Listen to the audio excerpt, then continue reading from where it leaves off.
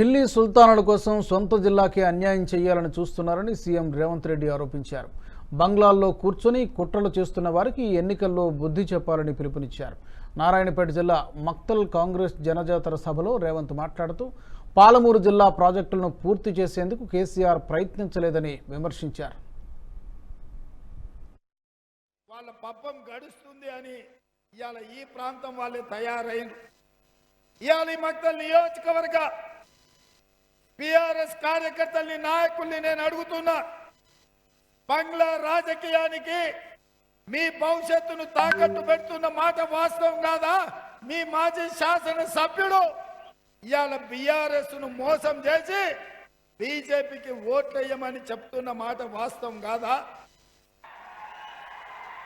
ఇవాళ అందుకే నమ్మించి మోసం చేసి బంగ్లా కుట్రల కుతంత్రాలతో ఈ మక్తల్ ప్రాంతంలో పూర్తి చేయాల్సిన మక్తల్ నారాయణపేట కొడంగల్ ఎత్తిపోతల పథకమే కాదు, మా జలంధర్ నాకు చిట్టిచ్చిండు. 32 గ్రామాలకు రోడ్లు లేవు, మేము వంశీచంద్రెడ్డిని గెలిపిస్తాము, 32 గ్రామాలకు మీరు రోడ్లు ఇయ్యాలి అని. మా శ్రీహరి చెప్పిండు, మాకు డిగ్రీ కాలేజ్ లేదు, మా మున్సిపల్ కోర్టు లేదు.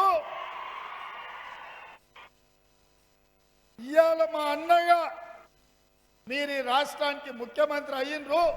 ఈ వీడియో మీకు నచ్చినట్టయితే లైక్ చేయండి, 10 మందికి షేర్ చేయండి. అలాగే కామెంట్ల రూపంలో మీ అభిప్రాయాలను మాతో పంచుకోండి. Nationalist hub group of channels ను సబ్స్క్రైబ్ చేసుకుని తెలుగునాట జాతీయవాద జర్నలిజాన్ని ప్రోత్సహించండి. ఈ వీడియో కింద ఉన్న బెల్ ఐకాన్ పై క్లిక్ చేయడం మర్చిపోవద్దు.